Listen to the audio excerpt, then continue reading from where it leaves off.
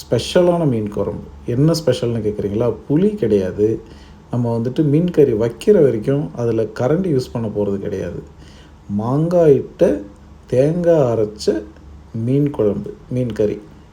Kerala special. 1 kilo மீன் நல்லா எடுத்து சுத்தமாக கழுகி க்ளீன் பண்ணி வச்சுருக்கோம். சங்கரா மீன்னு சொல்லுவாங்க, கேரளாவிலலாம் கிளி மீன்னு சொல்லுவாங்க, அப்புறம் கோரை மீன்னு சொல்லுவாங்க. ஸோ காய்கறி, ஒரு தக்காளி, ஒரு பெரிய சைஸ் மாங்காய், 4 பச்சை மிளகாய், ஒரு 2 பல் பூண்டு, ஒரு சின்ன பீஸ் இஞ்சி கட் பண்ணி வச்சுக்கிட்டோம். ஒரு கீத்து கருவேப்பிலையும் எடுத்துக்கிட்டோம்.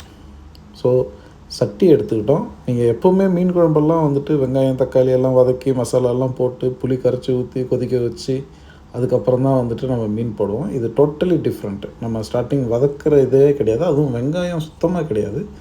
இது வந்து ரொம்ப சின்ன பசங்கள்லேருந்து பெரியவங்க வரைக்கும்